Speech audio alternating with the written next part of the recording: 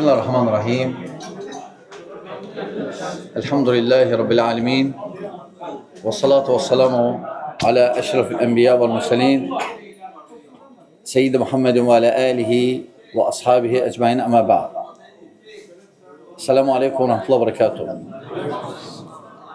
Elhamdülillah biz qardaşlarımızın balalarının əqiqindəyik. Əqiq sünnədir, Peyğəmbər sallallahu aleyhi ve sellemin yoludur. Və əqiq o heyvana deyilir ki, uşaq dünyaya gələndə şükür əlaməti kimi kəsilən heyvana deyilir. Heyvana, əqiq heyvana. Və əfzəldir qoyun ola və ya keçi. Əfzəl budur. Peyğəmbər sallallahu aleyhi ve sellem Həsən Hüseynə də kəsəndə qoyun kəsdi. Elhamdülillah, bu Allah'a həm şükürdür, həm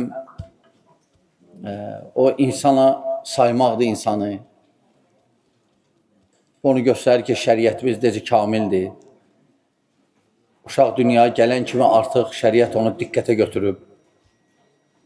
Sayır onu. Çünki şəriət hamısını sayıb. Şəriət hamısını sayır.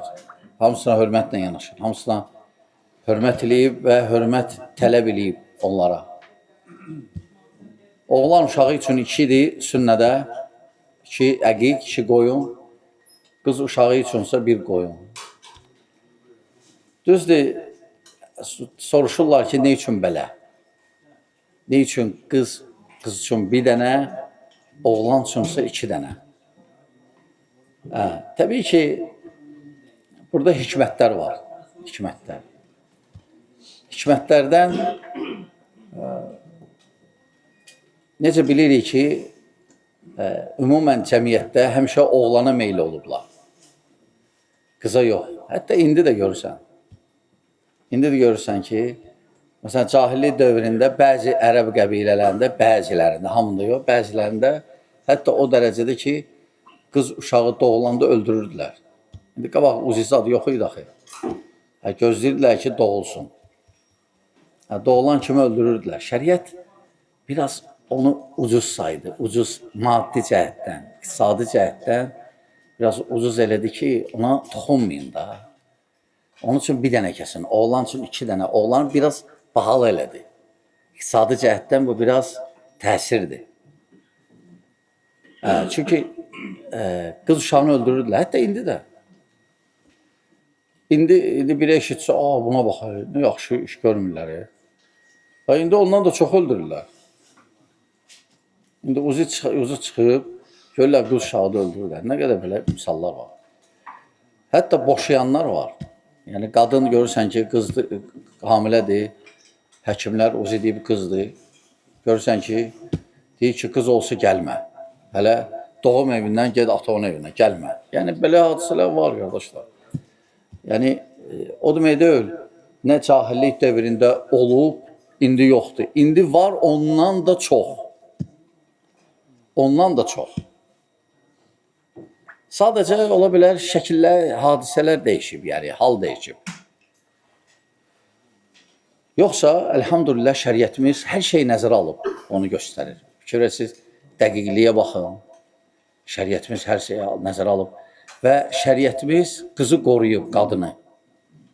Qadağan eləyib. Çünki İslamdan qabaq nəinki qız uşaqların bəzi qəbilələr, tayfalar öldürürdü.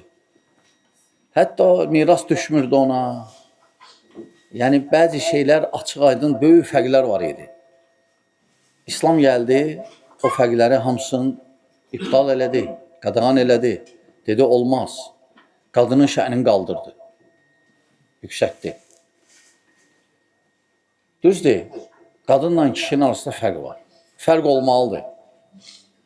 Hələ xəlq olunmaqları necə fərqlidir, yanaşma da fərqlidir. Bir ola bilməz axı. İndi bəzilər deyir ki, yox, qadınla kişi birdir.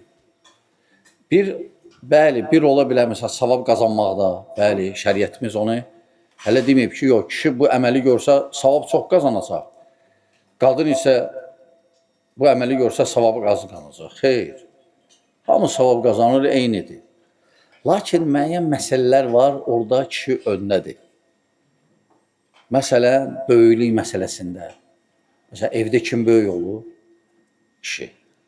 Çünki qadın əgər böyüklük eləsə bərəkət gedir. Allah bərəkət vermir.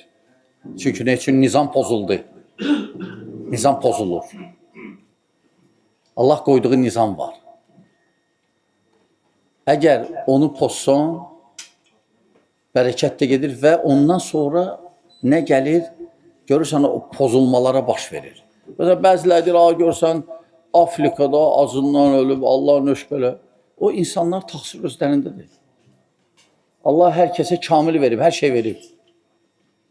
Sadəcə insanlar o nizamı pozublar.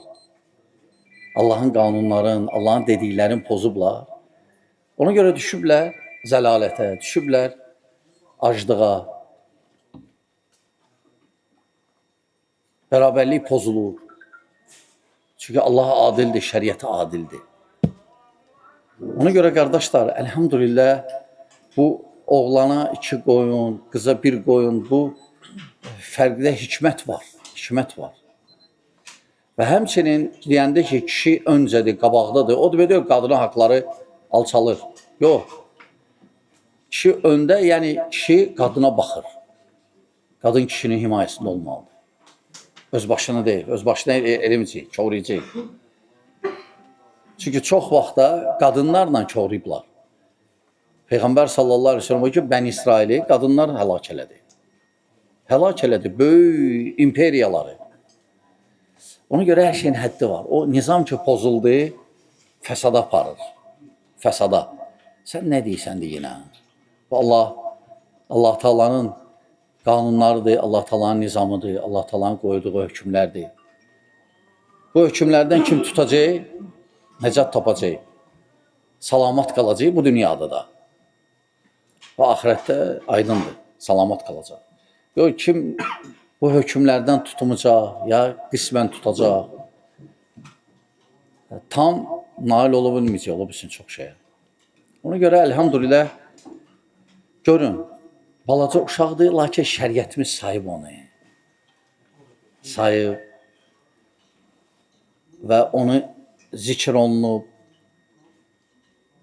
valideynin ona diqqəti yönəlib, valideyn onu sayıb, maddi cəhətdən pul sərf eləyib. Hamısı nədir? Şəriətimiz bunu tələb eləyib. Yoxsa belə şey yoxdur. Şəriətimiz tələb eləyib ki, ona fikir verək. Bu da insana hörmətdir, insan haqlarıdır. İnsan haqlarının qorunması və s. Necə? İndi qışqırırlar, amma qorunmurlar. Əsasən başqa ölkələrdən gəlir. Ona görə qardaşlar, yəni şəriətimiz kamildir. Əlhamdülillah, haqqdır. Fikir versiniz, gör əgər bu hələm balacadır, hələm adı da verilmir, verilsə də hələm çoxsu tanımır onu.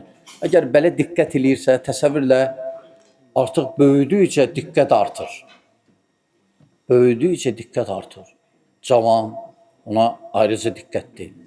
Sonra oğlan ata olur, qız ana olur, ayrıca diqqətdir. Yaşdaşanda ayrıca diqqətdir.